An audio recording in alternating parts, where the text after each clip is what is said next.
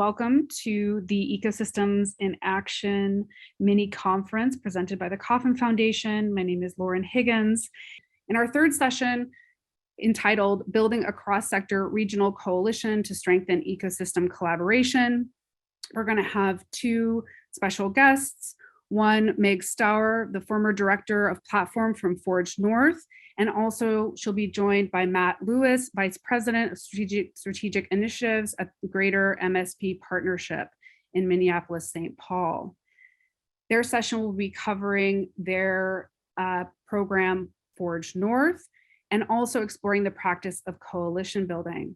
And so finally, in our first practice brief that we published around coalition building, it focused on Forge North, the Forge North story, which you'll learn more about.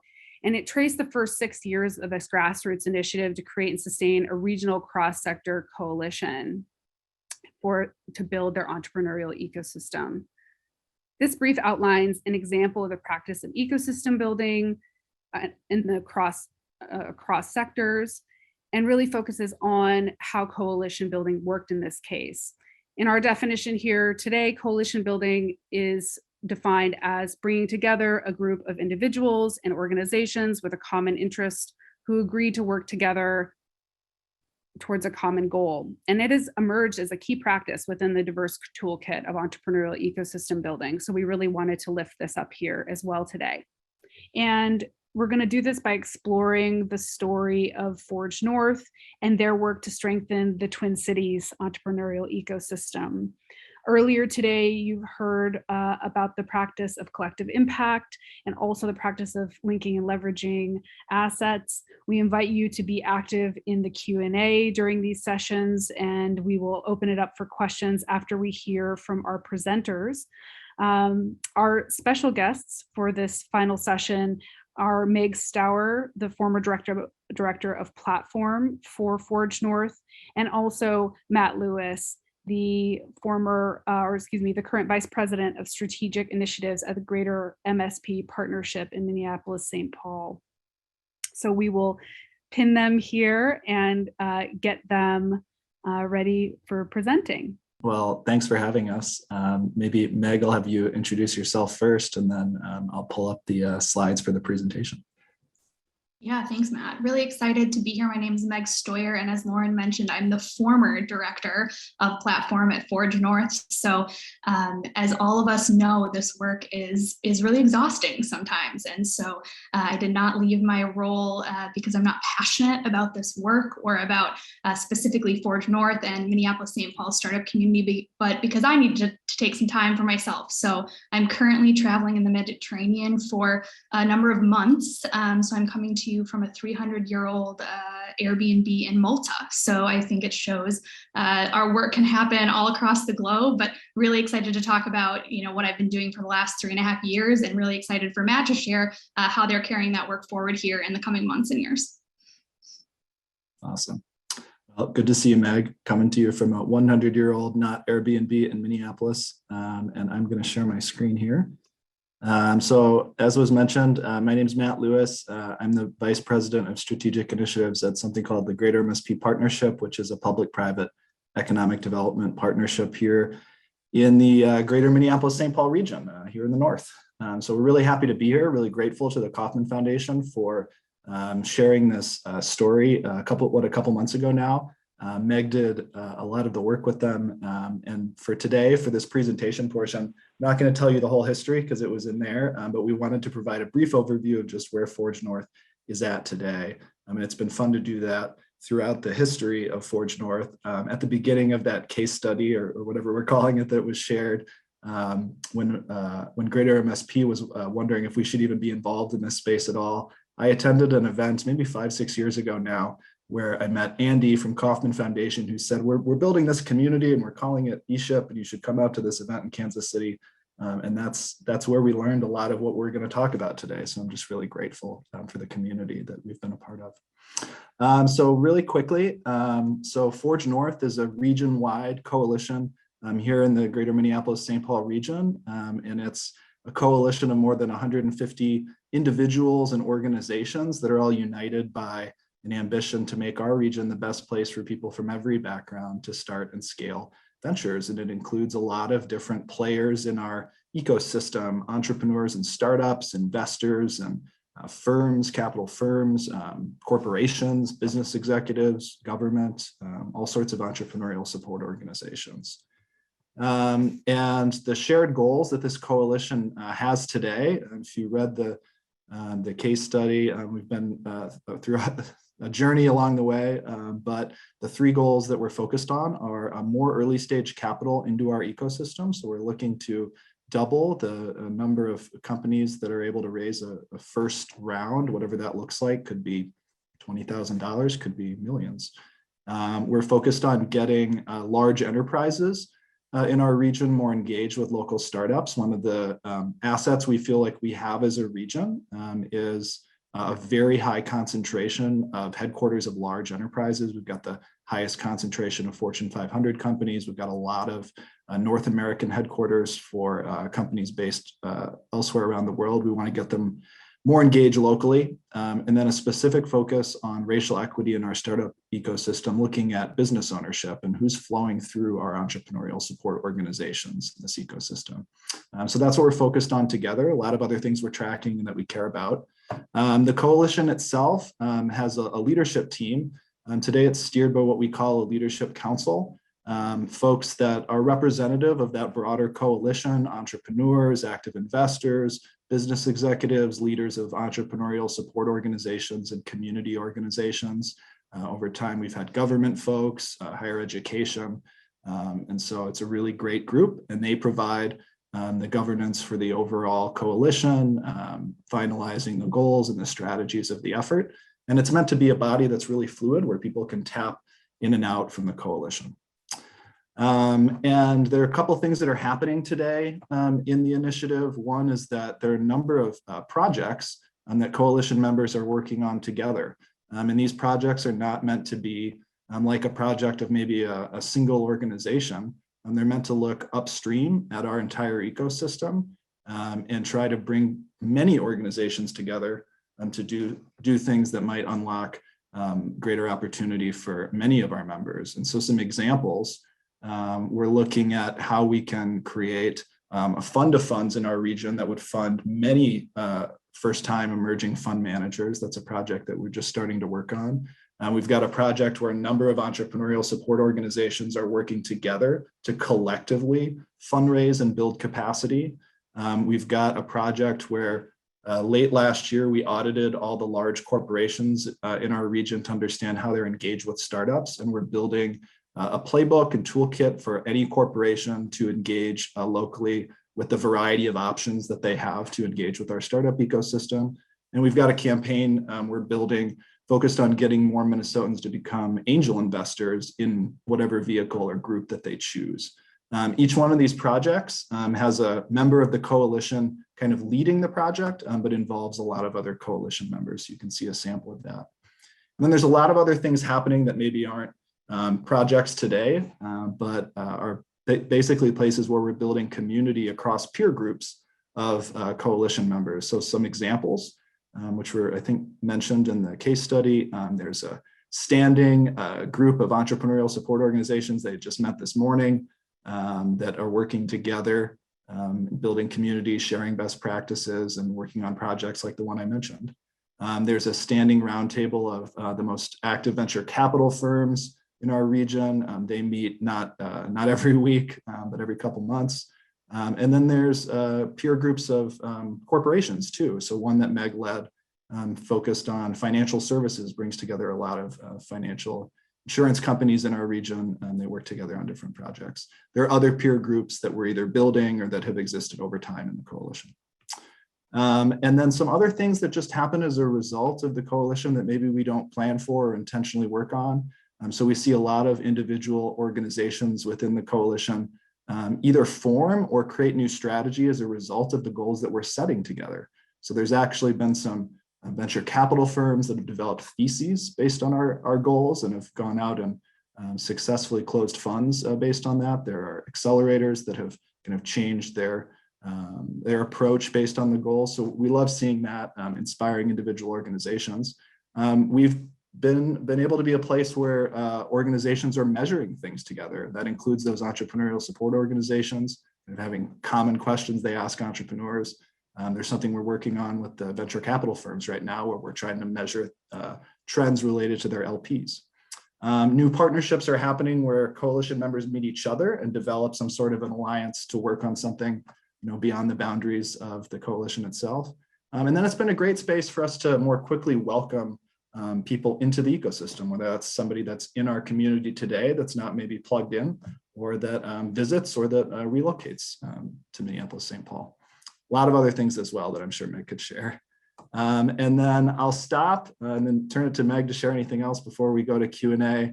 So kind of one of the things that's certainly not in that case study that we're kind of wrestling with now based on where the growth of the coalition is. So we're thinking through now that we're looking to kind of scale the projects we're working on and try to be an effective platform for other peer groups to connect.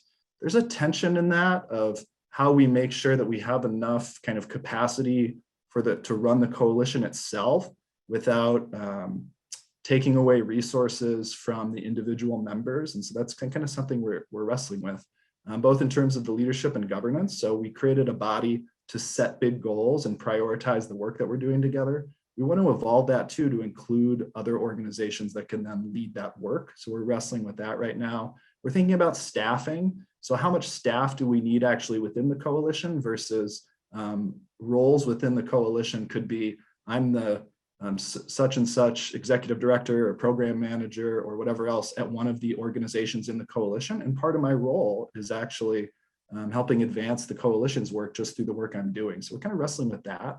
How many staff do we need that are dedicated to Forge North itself? And then thinking about how we bring new actors in. So I alluded to peer groups. So an example of a peer group that we're looking to build are amongst all the colleges and universities in our region, right? That's not a group we have today. And so we've got a couple of like deans of schools or programs that are thinking through how they can build out a peer group through Forge North. So there's all sorts of kind of growing pains in any type of a coalition or a collective impact effort like we were talking about before. We've borrowed some of those principles. So that's something that we're currently wrestling with. Meg, what would you add before we turn it over to Q&A about the Forge North of today? I think that's a great overview. And again, I think everyone who's spoken before us has agreed with everyone who has spoken before them. And I will do the same thing, that so much of this is about trust and about leaving those egos at the door to truly collaborate with one another. And I think I've just been really impressed at how far the Minneapolis-St. Paul ecosystem has come in the last, call it 5 years, to really look outside of organizations and get aligned around what we're doing to support and put the entrepreneurs at the center of all of our work. So I think just really exciting times, but excited to answer any questions folks have. Okay, well, then we encourage folks to start with some questions there in the Q&A. And I will start by kind of kicking it off. I think you did a great overview, both of you, to kind of give a sense of some of the core information around the coalition. And so my first question to you, maybe I'll pose two questions, but just starting here, how did the practice of coalition building support your overall ecosystem building approach? So why do it through a coalition? Why support entrepreneurship in the way that you have through this coalition? Why not another strategy? I think the idea of being better and stronger together and sort of going further together was at the core of our approach early on. And I think when we looked at what was happening in our community, there was a lot happening, but it wasn't connected. And so without that coalition approach, I don't think we would have been able to see the same progress we've seen because we didn't have those big goals we had set together. And I think the coalition approach allows you to set those broad goals while working in more specific capacities within the context of those goals without necessarily having to stand up an entire new entity or structure. As Matt said, we're able to give credit and support and amplify the work of folks in our community as they're doing it in other organizations, which I think is the beauty of that coalition approach and bringing people together. Yeah, I mean, this came from a number of the current coalition members asking themselves, how could we work together more effectively? So, I work for the economic development entity. If we had said we want to work and support entrepreneurship, we might have come in and done our own thing. That's not where it came from. And so it ended up winding up at Greater MSP, but it came out of years, as is described in the story, of these organizations working together, saying we need some kind of to work in coalition and concert with each other. And so that's just organically where it came from. And then over time, at each stage, it's like, let's put a little bit more structure to it.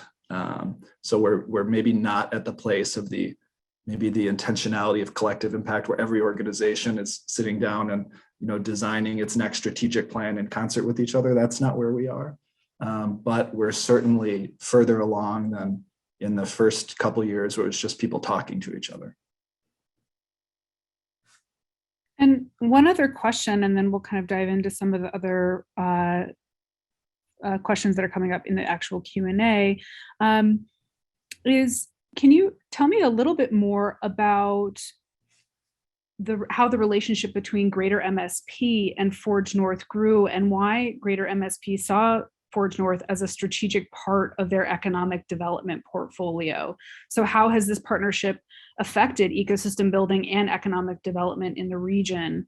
And maybe it kind of segues from the last question, but can you maybe talk more from your role, Matt, in terms of why this felt like an important play around economic development? Yeah, absolutely. The reason I originally, at least, justified being involved in this work, we had an initiative focused on talent attraction and retention that our economic development entity had launched a few years prior to Forge North coming into the portfolio. And we found, as we were talking to people who are highly mobile in our region and around the country in terms of what they valued, being part of an entrepreneurial ecosystem that was vibrant and thriving actually showed up quite high. And so it was something that we knew we wanted to be in the space, but we didn't quite know how. Greater MSP is a fairly young entity, even in our region. We're about a decade old. But entrepreneurship had not been in scope in the first few years. We're focused on a certain type of business expansion. And this allowed us a space to kind of, start to engage in that ecosystem. Those partners that I mentioned at the beginning, they looked to Greater MSP at the beginning to be a fiscal agent for them to collaborate with each other, out of necessity, more so than their desire to be affiliated with Greater MSP. It was actually in the very first kind of grant that allowed them to work together. They kind of had to find a bigger organization because most of them were so small that the grant would actually kind of be too much of their operating budget. It was actually a challenge for the foundation to provide a grant to any one of them. And so it was out of necessity. So while I was able to get Greater MSP to accept the role of fiscal agency, it wasn't in the strategic plan. But over the course of the time that Forge North was building, Greater MSP as an economic development entity was transforming. I remember a couple of years ago at one of the Kauffman eShip summits, there was a conversation about maybe like the fourth wave of economic development. And I think we were at this kind of precipice of trying to look at that next wave and how should we do economic development. And so concurrently, we were working on this idea of what if Greater MSP became this place where there could be a number of different kind of coalition-based efforts that are all part of one regional economic development strategy. And so in parallel, we were building kind of a structure that would allow something like Forge North to dock with Greater MSP without being, overwhelmed by it completely. I'm sure it is in some ways. But that was just kind of serendipity that it was all happening at the same time. Meg, what would you add to that?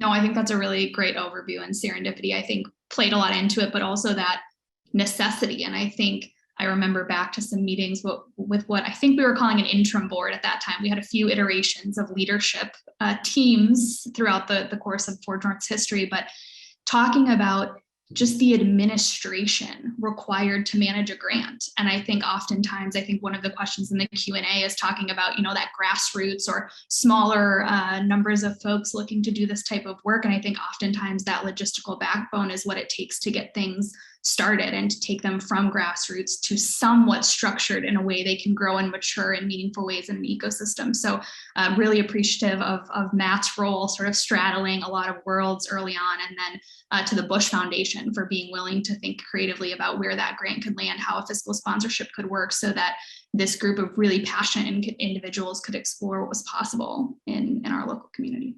There's also something just, I think this was mentioned to some degree in the overall narrative, but the group looked at a lot of different options.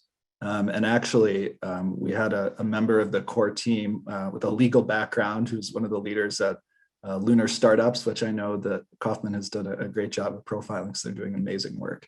And she was in charge of leading a team that was looking at chambers of commerce in our region, community foundations, trade associations, the creation of an independent 501c3. And this was not a perfect, Greater MSP wasn't a perfect option, but seemed to be the best. And then the same thing was true on our end, where we had our board of directors was looking at potential initiatives that would intersect with a new regional economic development strategy that had been created. And so we had a number of criteria that we were looking at. Is this something we're going to take on? And it just was a moment in time where both things seemed to fit. Great. Well, there are some really wonderful questions that are emerging. So I'm going to go over maybe first to, this kind of goes back to what you were just talking about, Meg. So maybe we'll start there just with Eric Renz Whitmore's question. He says, I'm curious if there was a moment or a meeting or something else that happened to kick the Forge North Coalition off. And I think we kind of profile this in the brief, but how about you talk about the origin story a little bit more? Yeah, Matt, I might let you start. My time. Was there a moment you can remember in the early days of Forge North that led us to what I can probably talk about in terms of our more public kickoffs? Yeah, I think there's mention in the overall story to this study that had been done. I can't remember off the top of my head if it was 2015 or 2016. But one of the earliest moments I remember was maybe 10, 12 folks getting together to unpack the results of that survey of about 250 entrepreneurs in our region. And the themes that arose from it about what was great and not so great about building a company in Minneapolis, St. Paul, then begged the question of how would we work on these things as a community? Like, it's no one organization's role. And that was those were kind of the first conversations that ended up leading to Forge North. And it was a lot of not straight lines that ended up resulting in this. But those were the first conversations I can recall. Yeah, I think that story is profiled in the brief in terms of the process of that survey and then the conversations that it then catalyzed, just like you said, Matt.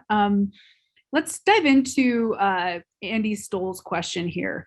Meg or Matt, can you talk about any conflicts that have come up between sort of the grassroots community of entrepreneurs and the larger institutions, such as economic development organizations, or if those have occurred as the coalition was growing? And how did you navigate that? Meg, I think this, sort of goes along with those first early conversations being, I don't want to say behind closed doors, but in a small group of folks. And as we started to think about the future of Forge North, bringing to light that everyone was invited to be part of this work. And this was not going to be the work of 10 or 12 people, that this was going to be the work of our community. And there was an open call to join us in that work. And so after those meetings that Matt is talking about in 2018, I believe it was, we did our first public kickoff where we had a little bit more of that structure. We had some money to sustain the work for another year. And we did a more public version of those conversations and had some great opportunities for people to come join us, learn about what Forge North was, how they could get involved, and then had some really fun interactive sort of poster boards around the room where you could vote and say, this is what I think we should be working on from that survey. From that survey, here's what I am actually working on. How do I get more involved, or how do I lead a group? How do I raise my hand? And so I think we were trying to mitigate what I'll call conflict in being the perception of competition. And so that idea from a chamber or an economic development organization or a state-run entity that this was in competition to their work, or that there was a finite amount of resources, that one of us would do the work and that would mean someone else wouldn't. And I think what we've continued to try to demonstrate is that there's an abundance of work to be done, and we should all be doing the work in all aspects, whether that be at a university or in real estate development or at, a Fortune 500 company. We all need to really be thinking about how entrepreneurship is at play in our communities and how we can support it. And so I think a lot of those early conflicts were just that perception of there being conflict when there really wasn't conflict. And so finding moments to invite people to the table and continuing to show up. I remember early on when I started, Matt, I would say like 90% of my time early on was just showing up in community to meet people, to build trust, to learn what others were up to, and to support them, to amplify their work. I can't remember. It's incredible to me how many times someone would email me and say, thanks so much for retweeting our tweet, or thanks so much for posting of our event. We actually didn't post at all because we were so busy. So we're so appreciative of you showing up. And so I think that helped us to really prove to the community that this was a collaborative effort. And that has, I think, reduced greatly a lot of what could have been conflict over the years. But Matt, any other specific instances? I think having the research from the entrepreneurs at the center of it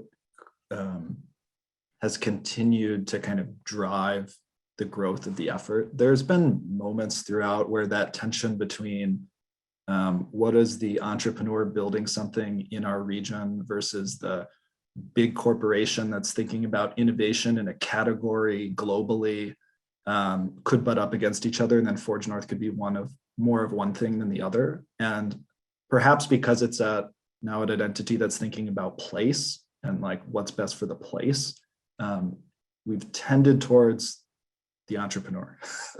And even when we're doing projects like auditing our large corporations to see why they want to engage with entrepreneurs in general, we're doing that so that entrepreneurs and entrepreneurial support organizations and others in that space can be smarter about their engagement with those large enterprises. So the tension still exists all the time, but trying to focus on what the entrepreneur needs and then which entrepreneurs have even more barriers in front of them, that having that as the center of our work keeps us a little more honest. I think this is actually related to the question from Carrie Anderson here. So maybe we'll just go, it could just be brief, Matt, if you want to tag on to this. But Carrie is a rural practitioner from Australia. Wow, we've got an international friend here with us, which is wonderful. They ask, how is the collective impact of small, medium business activity valued and encouraged within the coalition? Is this an issue, or are the partners solely focused on the big end of town? So maybe kind of what you were talking about, some of these larger corporate partners, but basically I'm hearing questions about how are the different profiles of entrepreneur and businesses respected and welcomed, and is there a sense of inclusion around that, and how is this managed? Because sometimes, as you mentioned, there can be sort of a adversarial relationship at certain points, and so any thoughts about that? Would you like to start, Meg? Sure. I think a few other folks touched on this earlier, that language is so important. And so I think, as Matt mentioned, there's always been a tension in that we can't prioritize everyone at every moment of the work. And so a lot of our work with Forge North started off in the startup space and sort of that scalable tech. And we've tried to be really intentional to say we want to include what we would call small or Main Street businesses as part of that, but being really clear when we're talking about with our leadership council or with other groups, there are moments to talk about what would help startups and what would help small businesses. And so I think COVID was a really great moment where we had seen putting those things in place and being intentional about the specificity of who we were serving, or what efforts were to serve which parts or segments of our community. COVID really showed us that was working, because in talking with our entrepreneurial support organizations, which had been a monthly meeting and became a weekly meeting early on in COVID, because there was just so much to talk about, that specificity was really helpful in saying who is triaging and providing immediate support to our retailers, to our restaurants, to those who are in need of making a pivot today and filling out an application today? And who is doing more of that long-term strategic work with organizations that aren't feeling the hardships of COVID because they are in more of that startup space and potentially not operating in an in-person capacity? And so I think that's been really helpful in keeping the scope of our work broad, but also specific in certain areas like venture capital, where that's not for everyone, but being clear that just because venture capital might not be the route for everyone, we also need to look and find and understand what other capital streams are available. Yeah, I think the only thing I'd add ahead. is that, over time that coalition has grown, and that there are different types of businesses and different types of organizations serving different types of businesses that have kind of come into the coalition. It started in a space where it was mostly organizations that were looking to serve that like high growth tech company, right? Like that was the majority of the members, and that's expanded. But there's more to be done, quite frankly. And the mapping that we've done of our kind of high growth startup ecosystem, there's mapping that's been done of the small business ecosystem by other coalitions, other organizations that are doing incredible work, whether in a particular neighborhood or community or across our region. And some of the conversations we're having now, including with our local government partners, is, okay, how can we more effectively map the entire like ecosystem of ecosystems that are overlapping on top of each other? We wouldn't have even been able to engage in a conversation like that a few years ago. So it continues to evolve. Very rich discussion. I'm glad we could piggyback with both of those questions. And we're going to continue here. So from someone who's anonymous, we're going to share this question. So how has collaboration at the regional greater MSP level facilitated collaboration between Forge North and the state level economic development and ecosystem building efforts in Minnesota? I can start.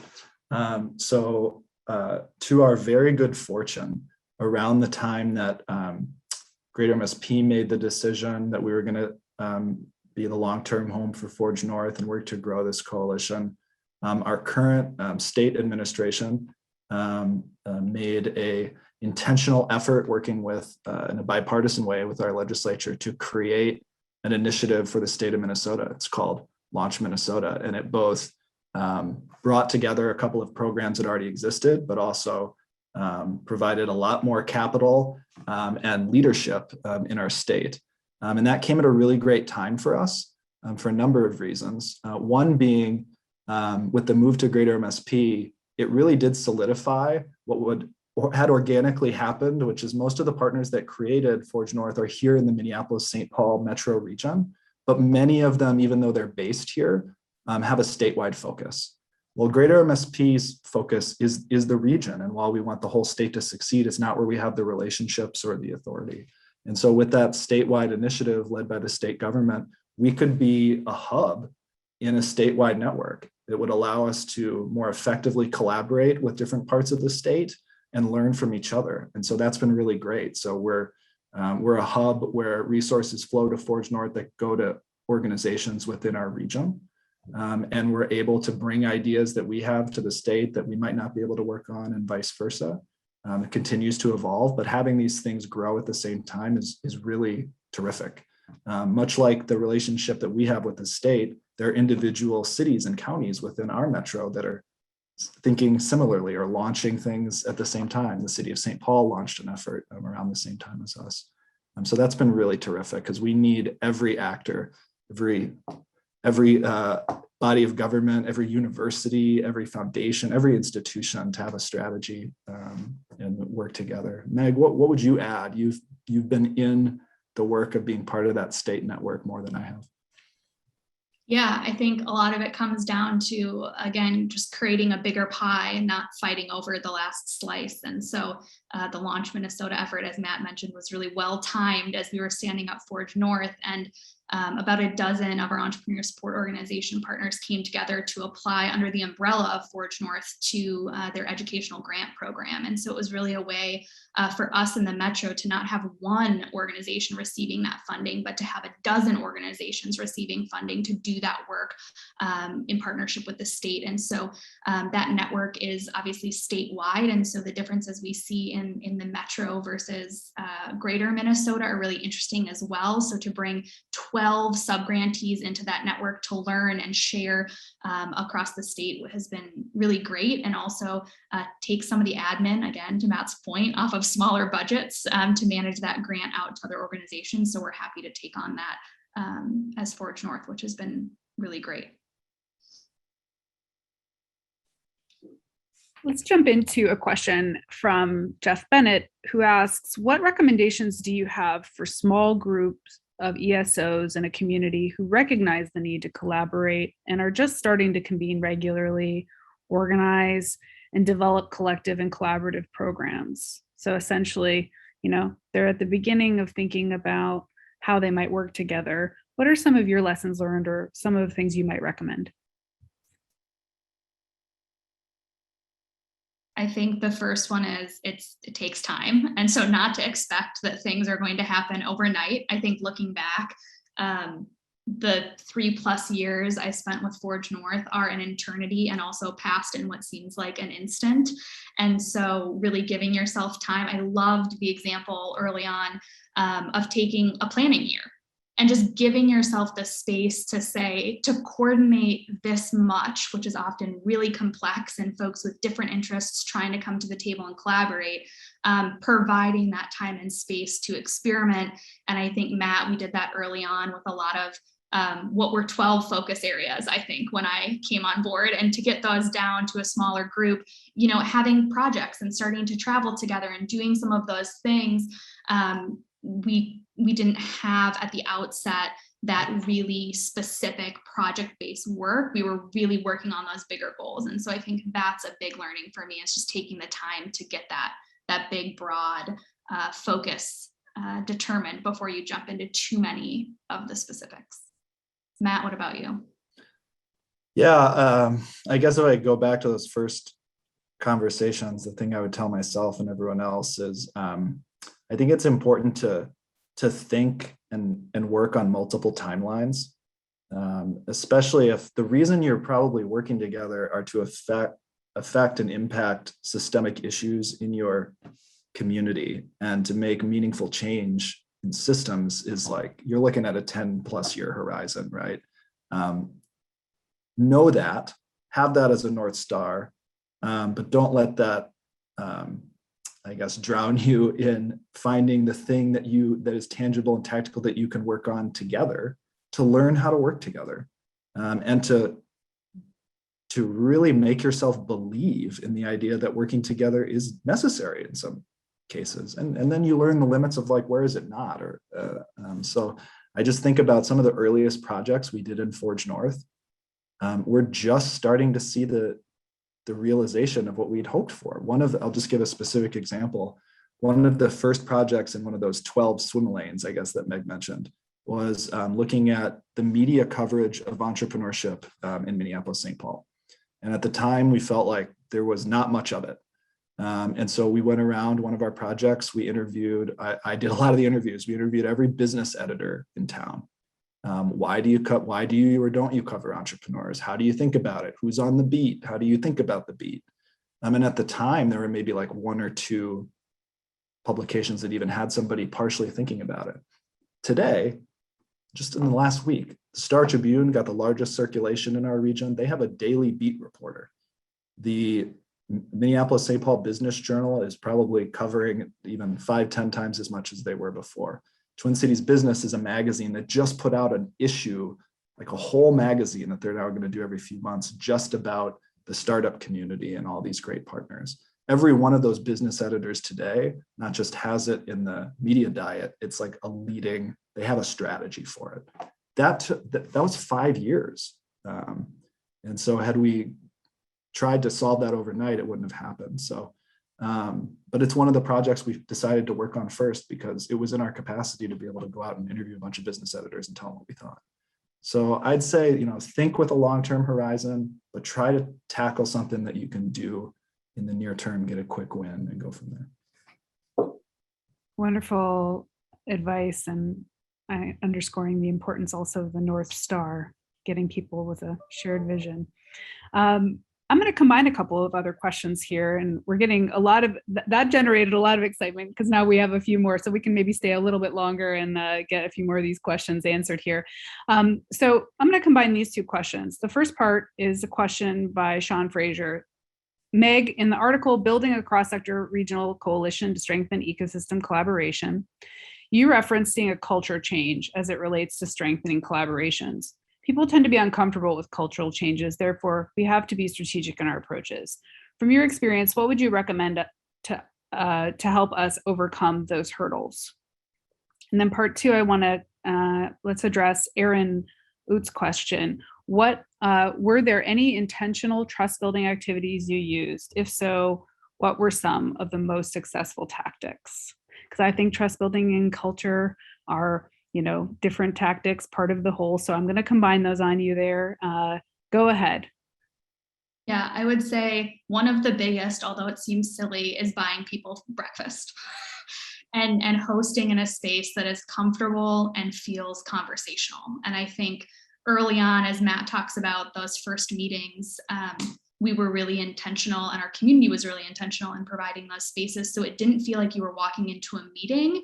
It felt like you were walking into a community, and you were meeting people in a way that could be around a whole table of 12 or talking to the person right next to you. And I think that allowed us to see a lot of friendships form where we weren't only, working with one another as partners, but folks were really getting to know one another, and they were going to the science museum with their kids on a weekend, or really building community in a way that was beyond just the work we were doing. And so I'd say that was one of our most successful trust building activities, is just providing that space and offering people an opportunity to break bread and really just talk about the work, but also talk beyond the work. I think also one of the things that we've utilized in our entrepreneurial support organization network, and I think in a lot of other spaces, is having honest conversations about why are you showing up to this conversation. And so from a facilitation standpoint, creating the space, whether that be with the full group or in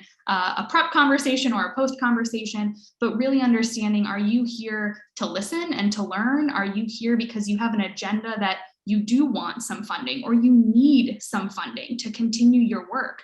Let's talk about those things. And if we can be honest about those things and really ask and offer into and out of the community more openly, that really, I think, has changed the culture, at least from my vantage point, over the last 5 years. And so, as Matt mentioned, we've seen some more of that give and take, where a fund has taken some of the goals we've set and said, hey, we should be thinking about our thesis with some of the same language and with some of the same backbone. And actually, our funding for a lot of our ESOs was cut in half throughout COVID. How do we deal with it? Let's talk about that honestly, and let's state, we will have to give away less money. We will have to serve less people if we can't bridge this funding gap. And so I think we've just seen a lot more open and honest conversations coming out of building those safe spaces for folks. And I think, again, a lot of it has to do with time, but a lot of it just has to do with creating and holding the space. I think, as Matt mentioned, those ESO calls, one of which happened this morning, and those became weekly during COVID, I was paid to hold that space. And so some weeks 4 or 5 folks would show up, some weeks 15 or 20 would show up, but consistently, I was the one who took accountability and responsibility to hold that space for a discussion that oftentimes I wasn't a part of, or it was them talking to one another. But that idea of facilitation, holding space, I think is really important, because if not for me sending out those invites everyone wouldn't have self-coordinated to have those important conversations about what is our COVID policy, or how is this application working, or whatever it may have been that we've worked through both in the last year and will continue to work through in the future around ecosystem building. So I think that idea of opening up spaces, holding spaces, and creating safe spaces is really at the core of a lot of what we've done. But Matt, anything else that you would add in terms of that trust? I don't know. One thing that sparked for me when we were building the current leadership council in Forge North, I tapped the brain of a really smart person at the Bush Foundation named Anita Patel to share everything that they've learned about leadership networks and teams. They fund a lot of leadership networks in our region and state. And one of the things that I remember from that, we had so many dimensions of what we were looking for in a council in terms of role in the ecosystem and knowledge and identity and all sorts of things. But one of the things that stuck with me was having this balance between people who do have some sort of relationship with each other and people who don't.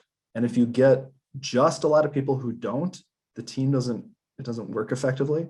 And if you get just a team of people who already have really, really deep trust with each other, then it's also the same challenge. And so you kind of want that tension. And so one of the things I'm always watching for in these teams is when the team grows, like they're working so well together that they're so comfortable with each other, that also makes me nervous.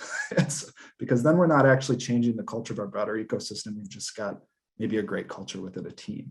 And so that's something we're thinking about. And much like the ESO work within the investor community, when we started bringing those folks together, we had some really intentional conversations about, we're going to do this. It's going to establish a new culture. And what's the culture we want? And there were a couple things there, both in terms of openness and accessibility to others in our entrepreneurial community, in terms of valuing who's transparently, like who's actually investing right now versus just calling themselves an investor. And so let's create a culture where we talk about the last deals we've been a part of, so we're clear about what people are doing. That was very probably different conversations than in other peer teams.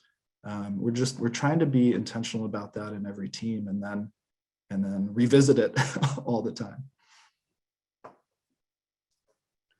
Great nuanced information about how you're thinking about culture. Thank you both for that. And we're winding down now, but I want to take two last questions here from the chat.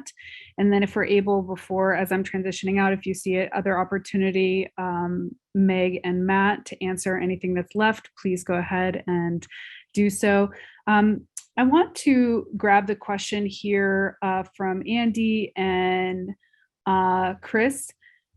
So first, and these are different questions, but we'll give it one round here. So Andy asks, what advice do you have for community leaders who are trying to engage their economic development leaders, organizations, or boards to adopt an entrepreneurial-led economic development ecosystem building approach? He gives us some options about how we want to describe it there, but basically, how would we get folks like you, Matt, on board, and economic developers and institutions and boards to be more invested in this type of work? What recommendations would you have?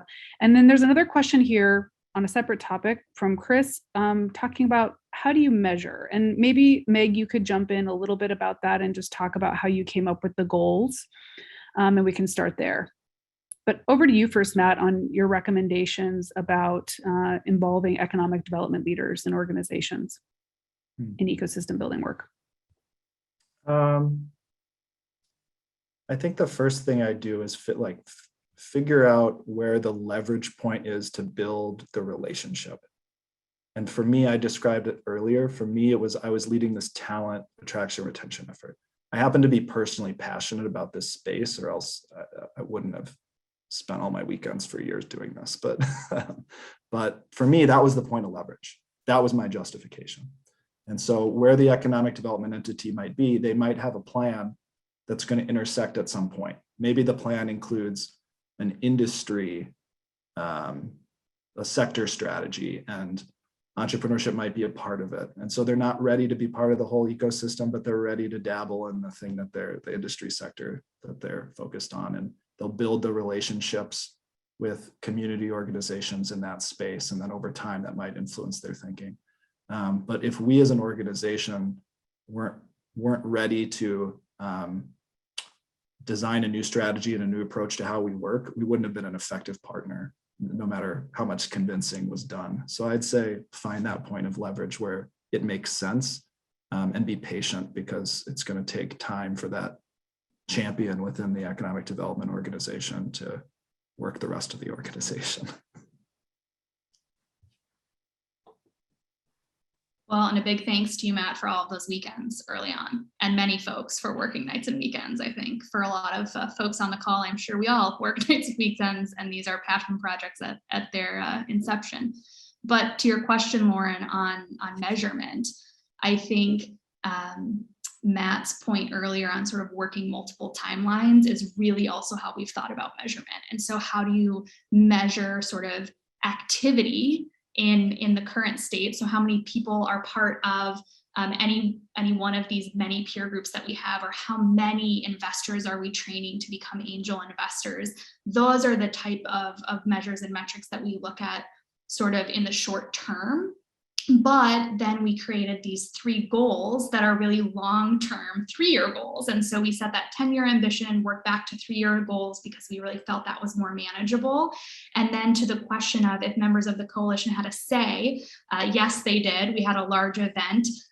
We did some live polling at that event where folks could input. I think at that point we had 8 maybe different goal areas that we were working from. We surveyed another, I think, over 500 folks, and then we did some really insightful focus groups with 50 of the members of our community. And so tried to really intake a lot of that different advice and a lot of those different thoughts. And then the leadership council was tasked with what would those 3 goal areas be and how would we measure against them. And so really fruitful conversation there. And I think it was one of the moments in time that I look back on Forge North and walking out of that meeting just thinking, this is really working.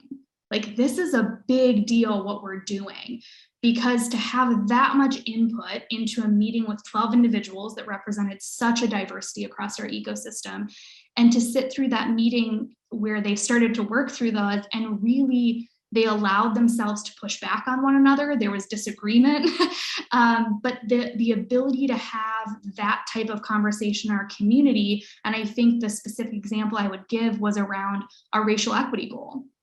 And that started off as equity. And our leadership council said, what matters most, the difference that makes the difference here in Minnesota is race. And so if we're going to talk about equity, we need to measure based on race. Because if we measure based on all minorities or start to open that up, we obviously want to build things that will better serve anyone that experiences heightened barriers to becoming an entrepreneur or to having a successful entrepreneurial journey.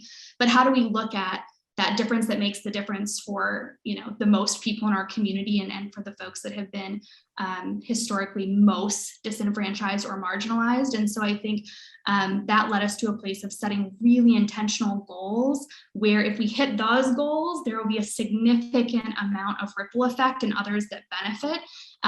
But similarly, setting the goal that 100% of our billion-dollar businesses, we obviously want to include large corporations that aren't doing $1 billion in revenue, but that was something that we could measure and a list that was manageable for us. And so I think our metrics are a great, are complex in that they are short-term and long-term, but I think they've gotten us to a really great place of being able to measure progress now and also look into the future and be aiming at some bigger goals.